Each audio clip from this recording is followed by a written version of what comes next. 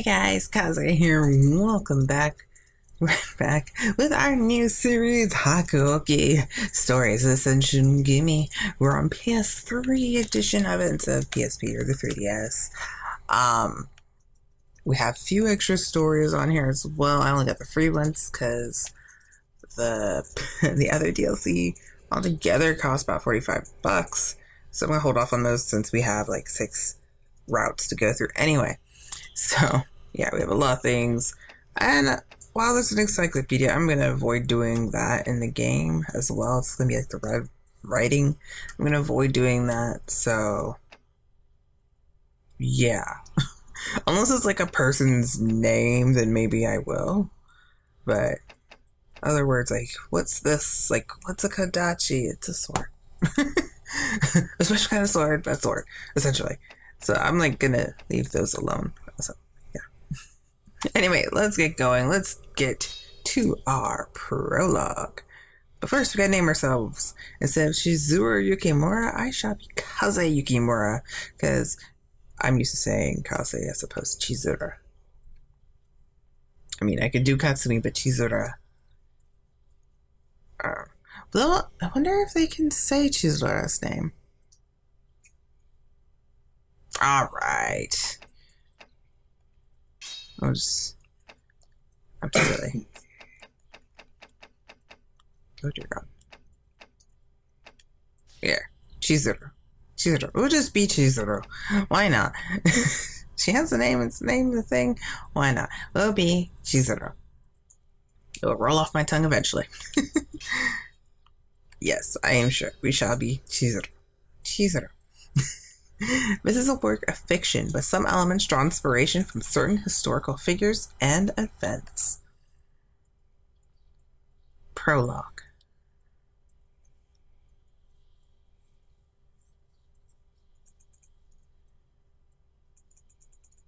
January 18th, 64.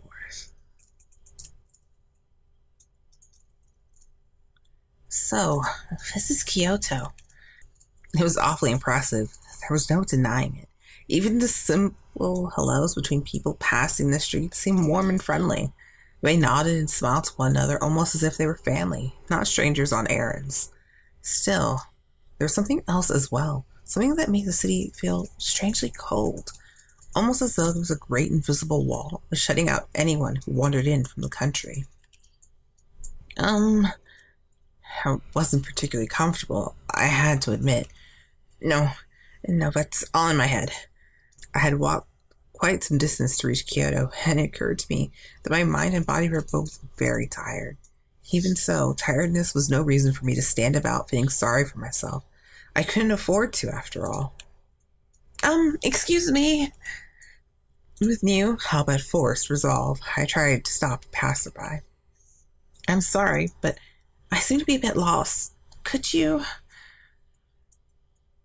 Mostly we got help. What am I supposed to do now? I was lost again, but in a different sort of way. I sighed and found myself looking up at the darkening sky.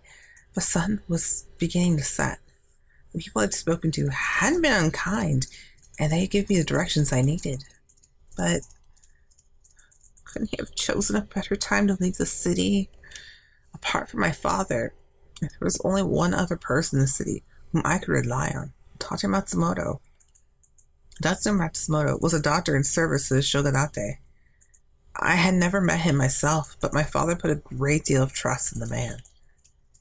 He had told me that if I should run into any trouble during his absence, I was to contact Dr. Matsumoto. Unfortunately, Dr. Matsumoto was apparently out of town on business and would not return for some time. Was I too hasty? Perhaps I should have waited. True, it was rather rude to visit unannounced, which was why I had sent a letter ahead of me. Of course, if he had been gone for very long, but he had almost certainly not read my letter. Perhaps, I thought, I should have waited for a reply before traveling alone to a city I had never even seen. But, no, I knew I could not have waited any longer.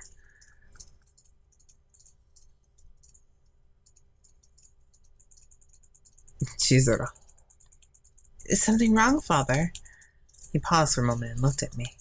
実はな、しばらくの間、京の都へ行くことになった。I'm sorry. I'm not used to the moving faces, so the way he's pries his lips apart and talks, kind of like, he's actually breathing right now. If you stare closely.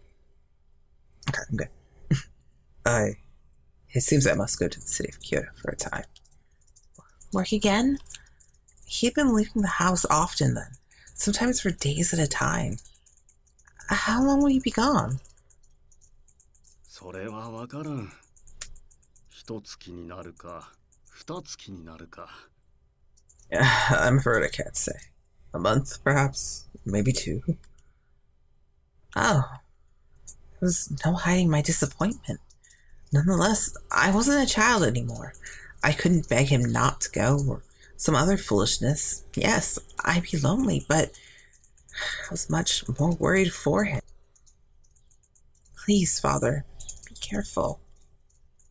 They say that city of Kyoto is dangerous. He only smiled and nodded.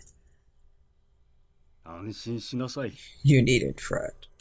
お前が心配しないように、今日にいる間はできる限り手紙を書くよ。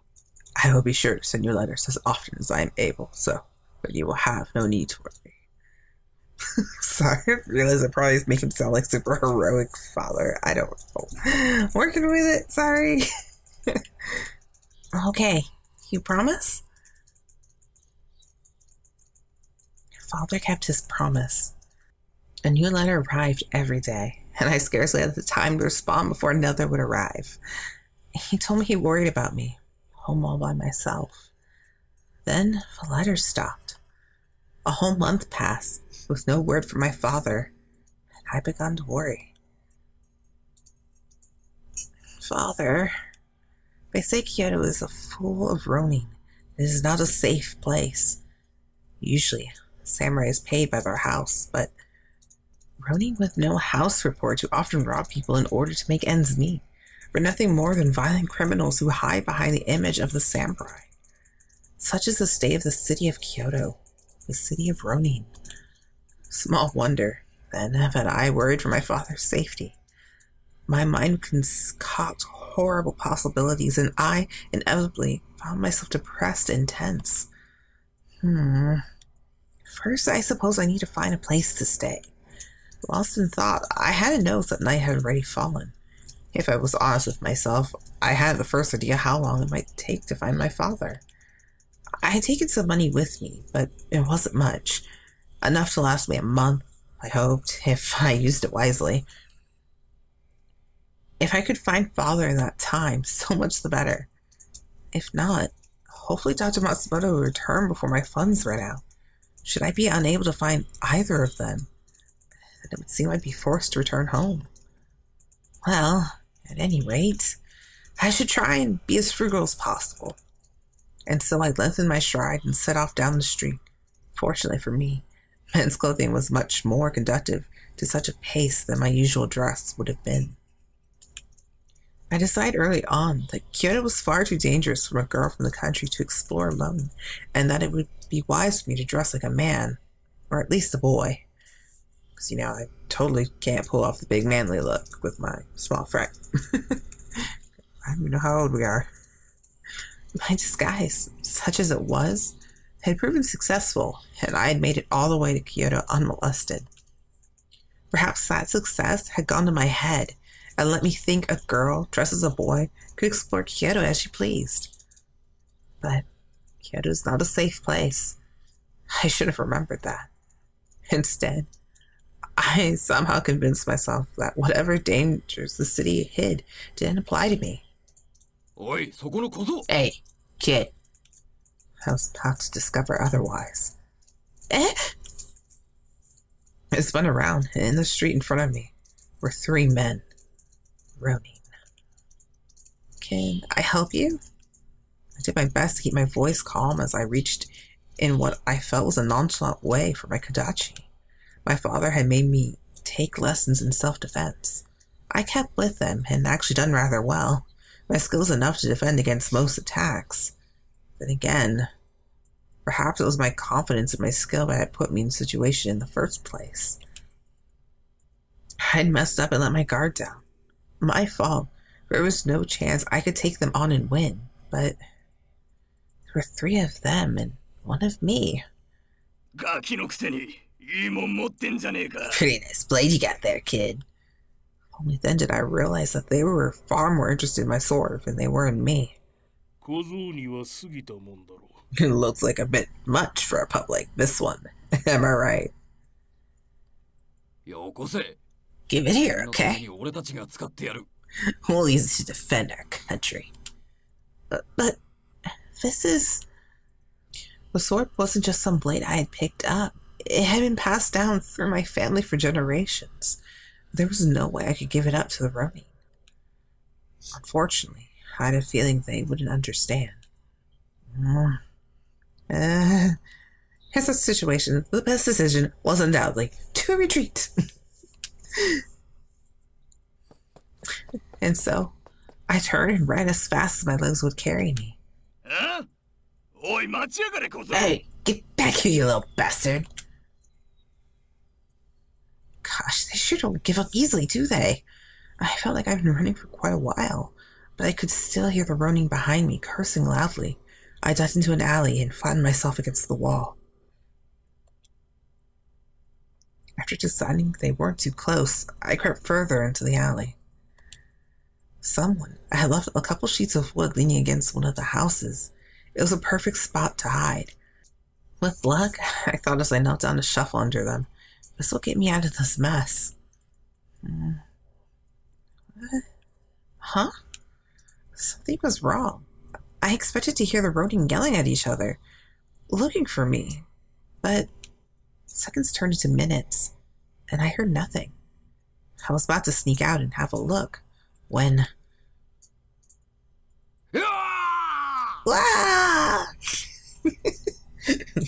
On repeat, they began to scream. What? My plan to investigate was immediately halted. Remaining silent and hidden was clearly more important. Still. Damn you!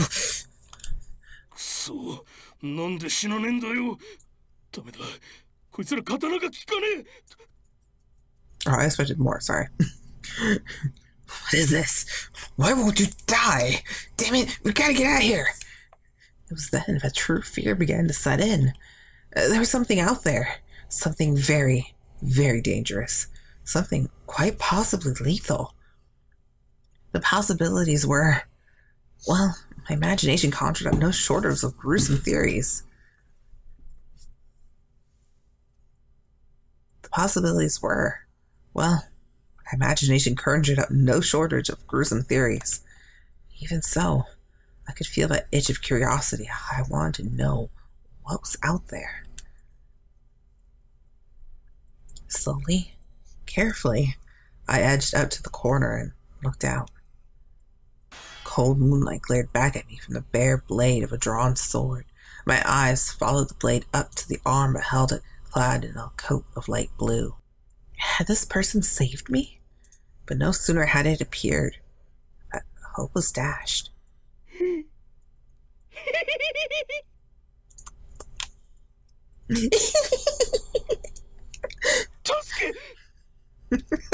Sorry. Okay, I'm good. Help! I could hear the ronin beg for his life as he stumbled back.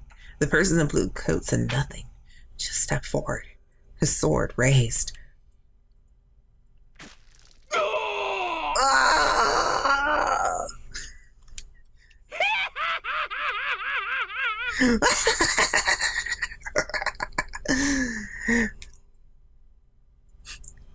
A high, screeching laugh cut through the man's scream. The blade fell through the air, more like a butcher's cleaver from a sword. No technique, no skill, just death. The scream turned wet, caught, and disappeared like a leaf, leaving a half-empty bellows. My eyes went wide. I just watched a murder. Whatever strength adrenaline had given me was suddenly gone. My legs gave way, and I crumpled to the ground. My eyes had gone so wide I thought they might never close. The ronin had died with the first blow, but as I watched, the blades kept falling, carving deep lines into the corpse. The soft slip of a blade through flesh, the crack as it struck bone, the silent creep of blood across ground. I felt nothing from them but madness. Their only desire was raw animal violence. Whatever they were, it wasn't human. They were broken. I could feel my throat closing up. I couldn't breathe. A warm, dark smell brushed against my face. It took me a moment to realize the coppery tang of blood. An icy bolt of fear ran down my spine, crawling its way out onto my limbs and freezing me in place. I was terrified. What was I going to do? What could I do? You have to run, Chizuru. I forced my jaw open and drew a ragged breath. This is the only chance I get. I had to. But my body, still numb with fear, was less than responsive. I lurched sideways into the wood stacked against the building. With a rough clatter, it collapsed. Doesn't sound good. Nope. Nope. Definitely not good. Nope. Nope. The creatures turned. Their blue coats drenched in blood. Hideous grins split their inhuman faces, and they shook with animal excitement at finding fresh prey to slaughter. Yeah, if I see these guys staring at me down a dark alley, I'll be running too. I don't know if running actually would work, but I would definitely try. Just, yeah. I had to run. I couldn't die yet, but my legs refused to move. That hideous cackling laughter began again. I was going to die. My body was frozen with terror. I couldn't even scream. This was it. This was the end. What? I watched them raise their bloody swords, the moon glinting off the meadow. There was a flash of light and the soft splash of blood. I could feel it, warm and sticky. Bile began to rise in my throat, but before disgust could take... Bile began to rise in my throat, but before disgust took hold, I heard a voice.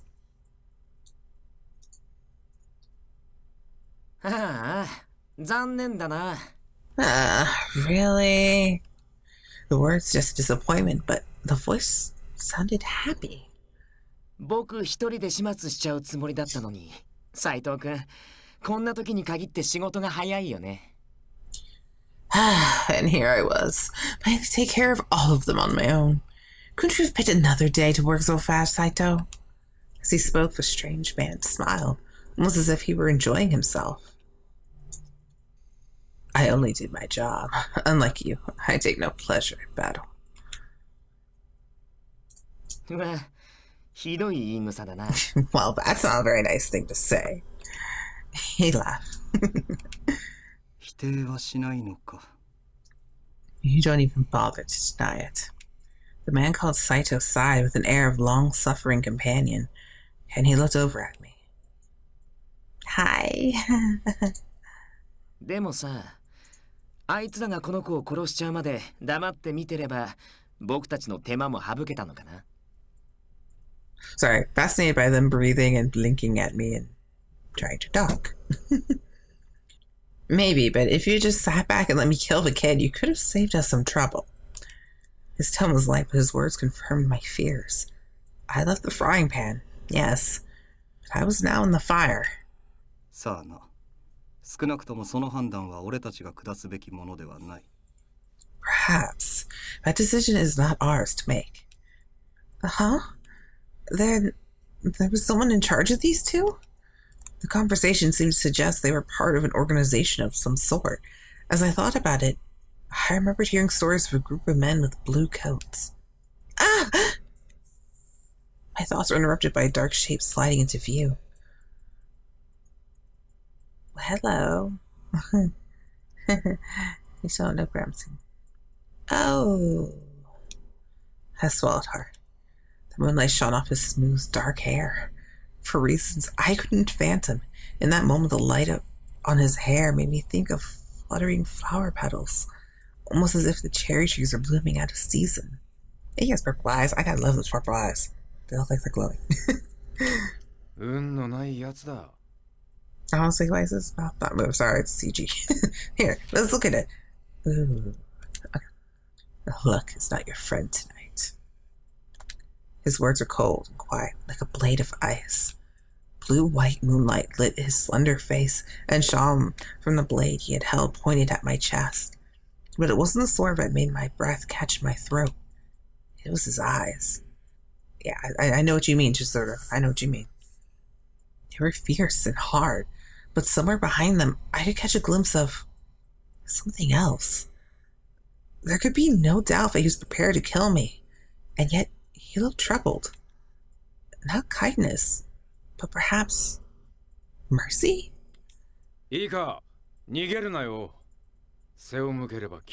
Run, and I will kill you.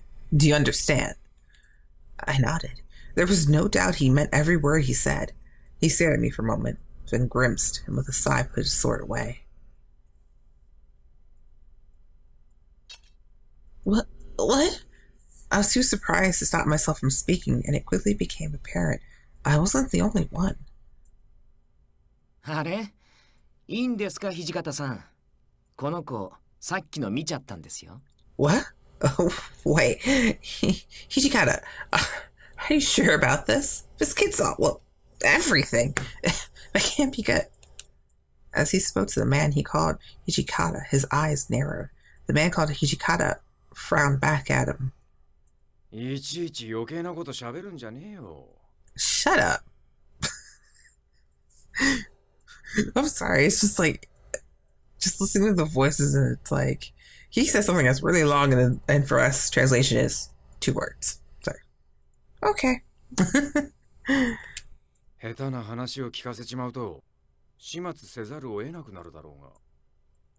If you keep that up, you know we're going to... If you keep that up, you know what we're going to have to do. I wasn't sure what they meant, but it was clear enough that what I had seen was something they wanted to keep hidden. Still, the more they said, the more I understood. Despite the fact that none of us wanted such a thing. この子を生かしておいても、厄介なことにしかならないと思いますけどね。I really think it's going to come back to bite us in the ass if we let this kid go. The way he looked at me made me feel as if he had read my mind. Perhaps it would be best if I didn't think too hard about things I wasn't supposed to think about. Yeah, that'd be good. One's glaring at me and the other's just smiling away. Oh, this will be interesting. I'm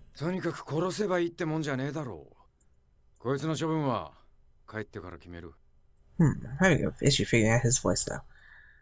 So, should we just kill people so they don't bother us later? No. I'll decide what we're going to do with this kid when we get back.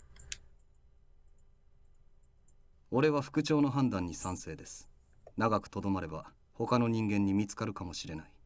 agree with the commander. If we remain here, we're likely to be seen. Again. The man they had called Saito spoke with quiet confidence. He glanced around, possibly looking for other witnesses. Then he looked down at the creature he had killed, almost as though he had forgotten the whole ordeal.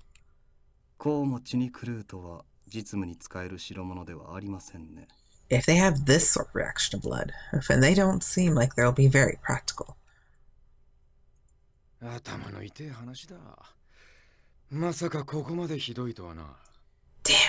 I didn't think they'd gotten this bad. He peered down at the corpse, his face an emotionless mask. When he looked back up at his companions, however, his eyes narrowed.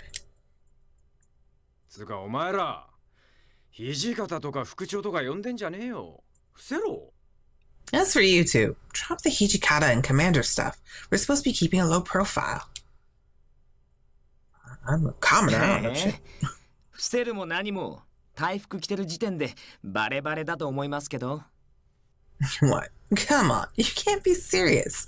You don't think our blues are a bit of a giveaway already? He was right. Even I had heard stories about a gang of cruel men in blue coats who had cut people down in the streets. Probably the wrong men, then, considering what we just saw. But, no, don't think. Ignore them. I did my best to be stern with myself, but it came out sounding more pleading than commanding.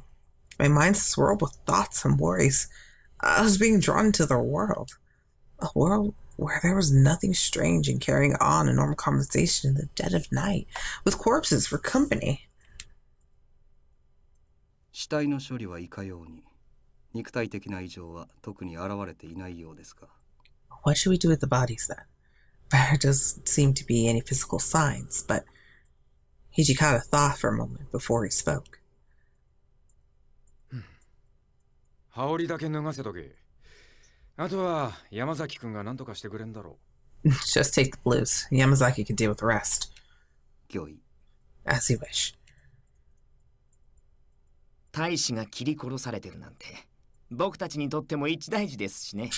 Another man cut down the street, huh? Doing a great job, aren't we? He gave a derisive bark of laughter.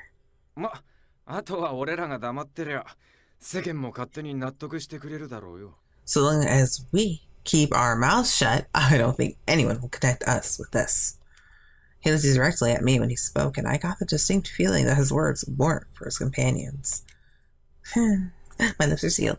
It was common for people to be murdered in Kyoto. It was a dangerous city, after all. I knew that, of course. But to see it happen? That was something else entirely. If death was such an easy thing in Kyoto, I thought, and the city itself must surely be mad. ねえ、ところでさ、助けてあげたのに、お礼の一つもないの？ He's got a point. Ah, yes. We did save you, didn't we? Aren't you gonna thank us? Uh-huh? I didn't realize immediately that he was speaking to me. When I did, my eyes went wide. What do you mean, you saved me? Well, he did have a point. Despite their threats, they had saved my life. I stood up as steadily as I could manage, brushed some of the dirt off my clothes, and bowed. Thank you very much. I apologize for not thanking you earlier. There was so much going on. I was a little confused. I glanced at them tentatively. The man called Saito was showing some confusion of his own. His eyes were wide and he had an expression I couldn't place. Oh, he's like in shock. Oh, poor guy. Hijikata looked as though he had taken a bite of something sour. What? You didn't expect me to, like, actually do it? Alright. I know it seems weird to say that. I know it seems weird to say that, but he told me I should say thanks, so I looked up. Saito and Hijikata were both looking pointedly at anything but me, and the third man was shaking with laughter. What? あ、ごめん。そうだよね。僕が言ったんだもんね。Ah, oh man. Well, my apologies. I did tell you to, didn't I? He broke out in laughter again, so much so that he was forced to wipe a few tears from his eyes as he straightened up. どういたしまして。僕は沖田総司と言います。礼儀正しい子は嫌いじゃないよ。Well, you're welcome. I'm Souji Okita. Nice to see a kid who knows how to be polite. Okay. Thank you for helping me. Not quite sure what else to do. I bowed again. わざわざ自己紹介してんじゃねえよ。What the hell do you think you're doing, Okita? 副長、お気持ちはわかりますが、まず移動を。Commander, I understand your concerns, but we must move. Whatever mirth I might have inspired, gone, but a man called Saito spoke with quiet urgency. Hijikata nodded. The man who called himself Okita grabbed hold of my wrist, gave me a smile, and began to lead me down the street. His grip was a touch too tight to be friendly, his fingers like iron cables around my arm. There was no question about my situation. If I ran, I would die. Quickly, at least, but still. even if I did as I was told, my life was in the hands of these strange men. I set my jaw and stood up as straight as I could. My eyes met those of Saito as he looked up from the blood-stained coat. 己のために最悪を想定しておけ。さしていいようには転ばない。 Your lips barely moved. It would be best if you prepared for the worst. I doubt this will end very well for you. His words were like a dagger in my stomach. What was going to happen to me? Was I going to die? As we walked through the cold Kyoto night, I felt horror begin to crawl its way up my spine once again. The cause of my horror wasn't the gruesome end that had almost certainly awaited me, but something else entirely. I had spoken with these men and watched them speak to one another, not feet from still warm corpse soaked in blood. That I had done such a thing terrified me in an altogether different way. Perhaps, I thought, this is what it was like to go mad. Alright guys, so that's where we'll wrap it up right there. That was a pretty interesting prologue. I don't know what happened to us. We only met 3 out of our 6 though, so I don't know. But make sure to let me know who you want to see down below. I'll put the names of everyone who you can date. Probably not the one who we can't yet date. So I'll just avoid that. But let me know down below, and I'll also put it in the poll cards. I'll count both because I'll be recording this Thursday. Sometime around there. And from after prologue onwards, all my answers will be going towards that one guy. So hopefully we answer correctly and get the things we need for a script. Anyway, I'll see you in the next episode. Until then, Kaze out. Bye guys. Until next time.